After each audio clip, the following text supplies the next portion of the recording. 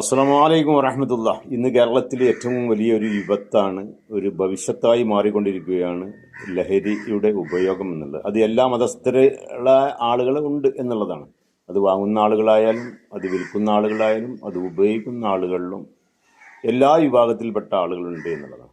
ഏതായാലും നമ്മുടെ വിഭാഗത്തിൽപ്പെട്ട, പ്രത്യേകിച്ച് മുസ്ലിം വിഭാഗത്തിൽപ്പെട്ട ആളുകൾക്ക് അതിൻ്റെ ഉപയോഗത്തിൻ്റെ ഭവിഷ്യത്തിനെ കുറിച്ച് നമ്മുടെ പ്രിയപ്പെട്ട ഉസ്താദ് ഒന്ന് പറയുന്നു കേൾക്കാം. ആരെങ്കിലും MDM അടിച്ചിട്ട് ചത്തുപോയാൽ, ആരെങ്കിലും കഞ്ചാവ് അടിച്ചിട്ട് ചത്തുപോയാൽ, ആരെങ്കിലും മയക്കുമരുന്നിന് അഡിക്റ്റായിട്ട് അവൻ തൗബ ചെയ്യാതെ മരിച്ചുപോയാൽ, മുസ്ലിം പള്ളികളുടെ ഖബർസ്ഥാനിൽ പോലും അവന്റെ മയ്യത്തടക്കല്ലേ.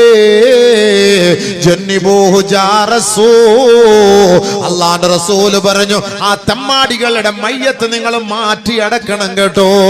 കാരണം സാലിഹീങ്ങൾ അടക്കം ചെയ്യപ്പെടുന്ന ഖബർസ്ഥലമാണ്, സത്യവിശ്വാസികളെ അടക്കം ചെയ്യപ്പെടുന്ന ഖബറിടമാണ്, എത്രയോ മഹത്തുക്കൾ അന്ത്യവിശ്രമം കൊള്ളുന്ന സ്ഥലമാണ്.